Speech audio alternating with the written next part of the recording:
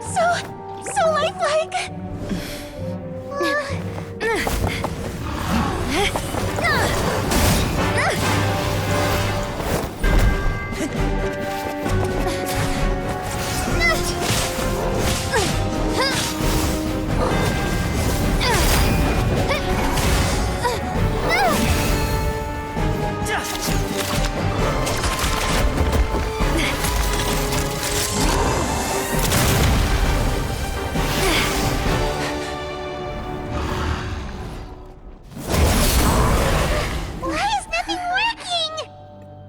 This foe is not invincible.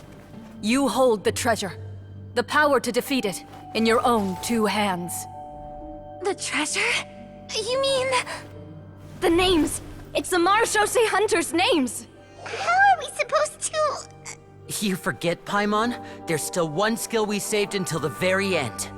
Hunters fight not for fame, but to aid the people whenever they are summoned. Walter the Marashose Hunter, master of 1,000 tricks, executioner of the Phantom Hunters, I call for aid! Est, the Marshose Hunter, inheritor of Cassiodor's will, judge of the Shadow Hunters. Answer my call!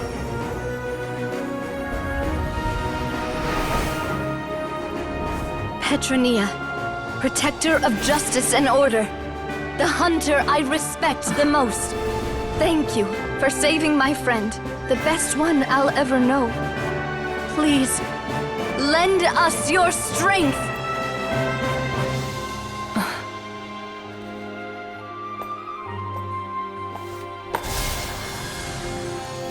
We have come to answer your summons.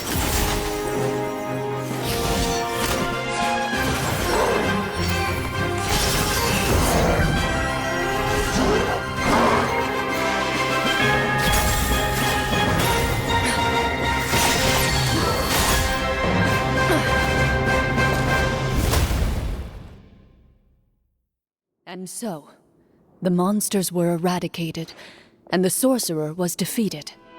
Peace soon returned to the capital.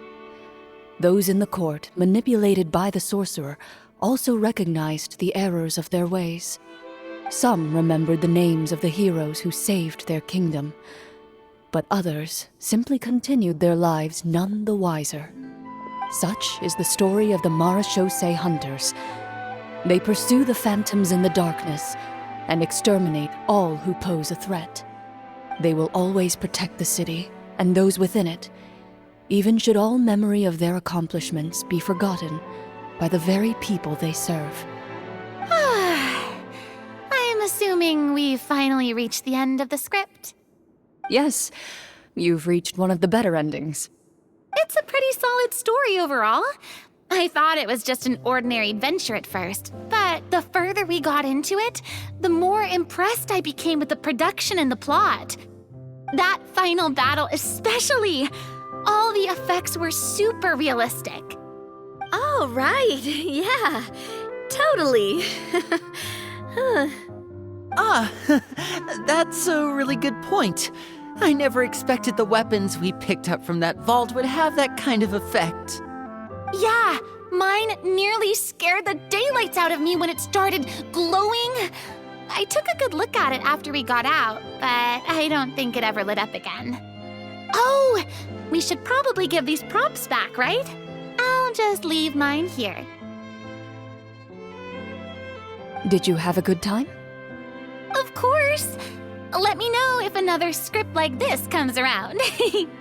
Sure, no problem. Then I'll head back for now. I think I need some time to fully digest everything that just happened. Once Mr. Florian is awake, please pass on my regards to him. He must be extremely exhausted to have passed out cold like that. You're right. He's had a lot to deal with. Well, see you all some other time. Toodaloo!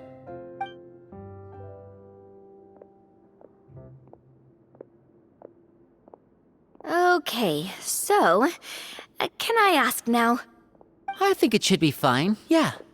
What in the world was going on back there? So you saw through all of that?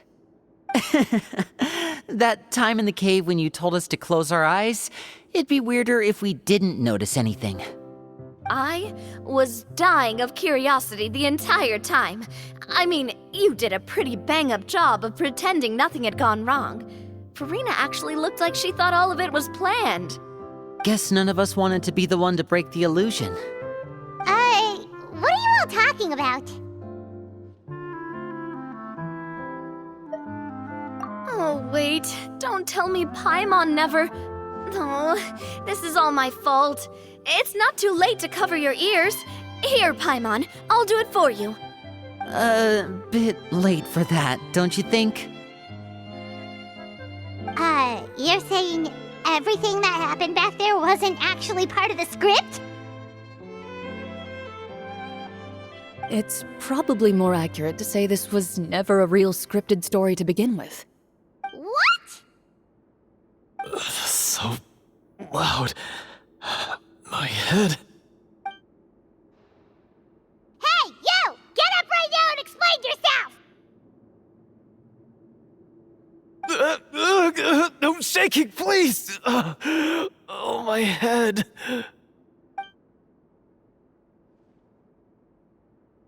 Did Paimon just hear that right? You guys made up that whole last part on the spot? It's not nice to lie to people, but Paimon's gotta admit, that was a really good story, Florian. Oh, and nice improvisation, Florian!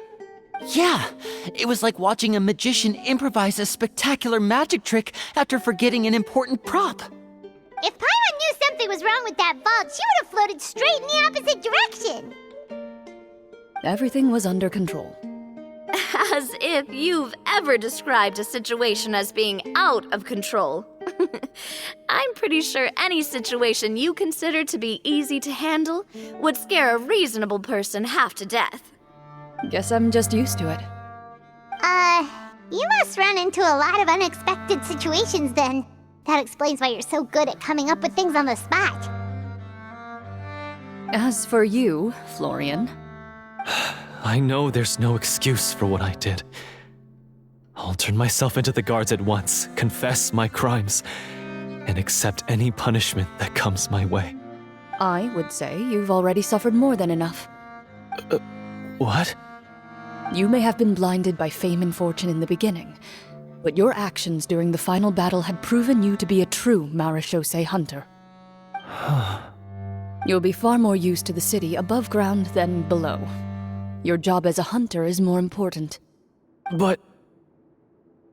Of course, you'll still need to take the keys and pay a personal visit to the 2 hunters you wronged. Prepare to accept any terms they give you as well. Yes, of course. As far as I'm concerned, though, your showing in the duel was enough to prove your honor. Then I'll do exactly as you said. I'll go return those 2 keys right now. Thank you so much, everyone.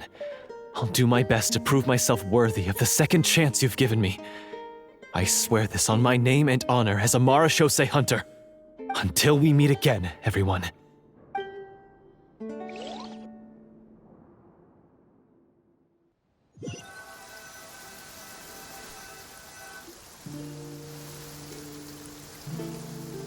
Speaking of Marechaussee hunters, what should we do about the treasure in that cave? Leave it be. Are you sure? We could show it to people, make it so that the hunters are remembered. Don't you want that? No. Every name on that tablet made the same choice. All hunters know what the path entails. I am no exception. My identity as a Marechaussee hunter is not something I need people to remember. I wish only to be recognized as a champion duelist. Nothing more. That's certainly very different from the path of a magician. Still, I admire your decision. Wait! Paimon just remembered something. If there were no special effects involved, why did our weapons begin to glow during the battle? That's because the marechaussee hunters of ages past would often imbue their weapons with special enchantments to suppress the monsters. Whenever a monster was nearby, their weapons would start to glow. Oh, so that's why they had an effect on that guy near the end. I really thought the summons were doing all the work. Well, I'm sure the summons were a part of it too. Oh? How so? This particular devorator probably hailed from the same era as the hunters we saw in the room. The names you recited all belonged to the bravest hunters. Countless monsters fell to their blades. That's likely why the devorator visibly reacted when you said them out loud. So the names held the power all along. Navia, everything you said during your summon. Huh? Oh, I meant what I said. I mean, it was true to my character, so yeah, I'm glad you heard it. Just don't make me repeat myself. It's embarrassing. I really appreciated those words. All right. Don't get all sentimental on me. Anyway, let's not talk about that anymore. I'm going to go on ahead. Don't fall too far behind now. She ran off! I should probably head back as well. This story was truly incredible. I might have to spend the whole night telling my siblings all about it.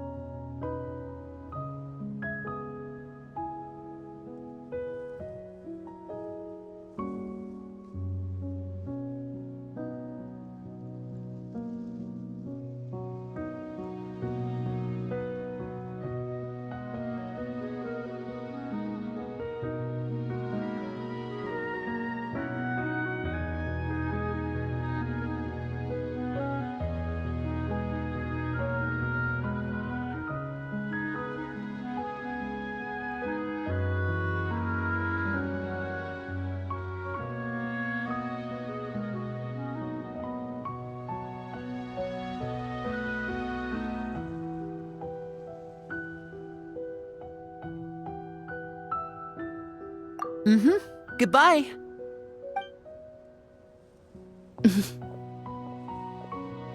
Traveler, should your name and deeds be forgotten, what do you think the significance of your journey will be?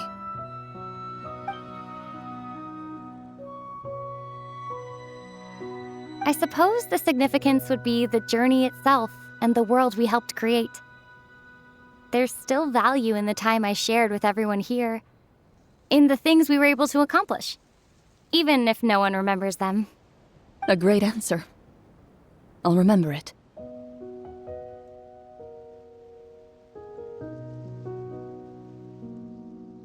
Me? The marechaussee hunter says nothing in response to that question. Perhaps her answer lies in her silence, an unspoken vow left to echo through the night. The path she walks needs no explanation.